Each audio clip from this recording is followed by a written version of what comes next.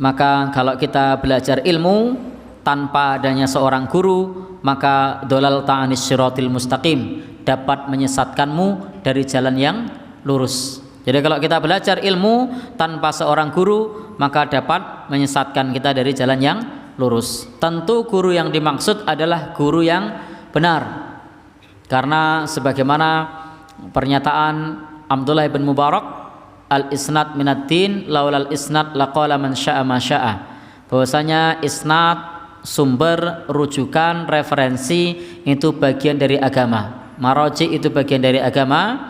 Maka laulal isnad laqala man syaa ma syaa, jika tidak karena sumber, tidak karena adanya suatu sumber, suatu dalil, maka orang akan berkata semaunya. Jadi orang akan berkata agama semaunya, maka agama ini akan menjadi rusak.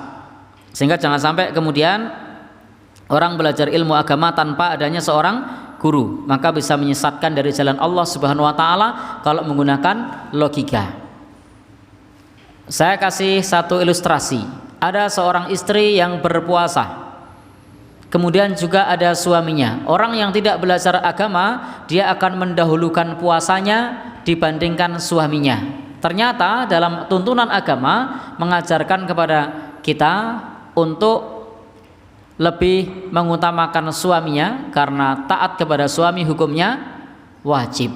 Jadi taat kepada suami hukumnya wajib, sementara puasa sunnah hukumnya sunnah. Maka taat kepada suami pahalanya lebih besar dibandingkan berpuasa sunnah. Maka kalau suaminya sedang di rumah, kalau mau puasa sunnah harus izin dulu.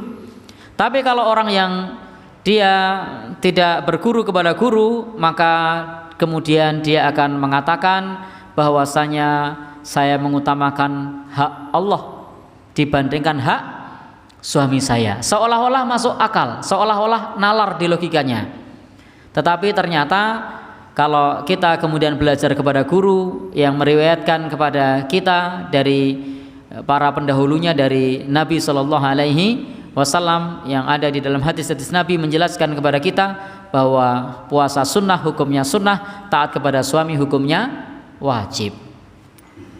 Sehingga pentingnya kita belajar dari guru supaya tidak hanya memahami satu catatan kemudian membuat satu kesimpulan.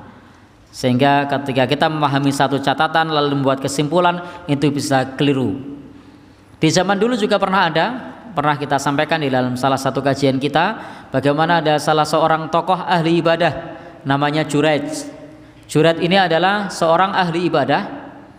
Dia sangat taat kepada Allah Subhanahu wa taala.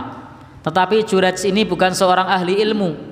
Suatu saat ketika dia sedang sholat sunnah, ibunya memanggil, "Ya Juraij, wahai Juraij." Maka Juraij kemudian berkata, "Ibuku atau sholatku?" Maka dia pun meneruskan sholatnya, karena dia pikir lebih utama sholat daripada menyeru panggilan ibu. Ternyata yang benar adalah mendatangi panggilan ibu hukumnya wajib, sholat sunnah hukumnya sunnah. Sehingga kalau kesimpulannya hanya menggunakan logika, mestinya mengutamakan sholatnya. Orang yang tidak belajar bagaimana Rasulullah, bagaimana salafus soleh menjelaskan pentingnya hak seorang ibu dibandingkan sholat sunnah, pasti ketika dia sedang sholat sunnah dipanggil ibunya, dia akan kira-kira mendatangi ibunya atau tidak? Sedang sholat sunnah, ibunya memanggil, "Nak, kemari." Kira-kira dia nerusin sholatnya atau datang ke ibunya?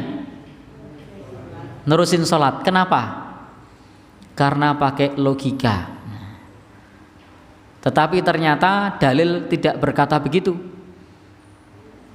Disinilah pentingnya kita belajar ilmu bukan pakai logika, tetapi kita belajar dari guru dengan pemahaman para salafus soleh yang ternyata mendatangi panggilan ibu itu hukumnya wajib, sholat sunnah hukumnya sunnah. Maka kalau kita sedang sholat sunnah lalu dipanggil ibu, maka datangilah ibu. Atau kalau misalnya tidak didatangi, mudah-mudahan ibunya bisa memahami, itu keraskan suara takbirnya, Allahu Akbar.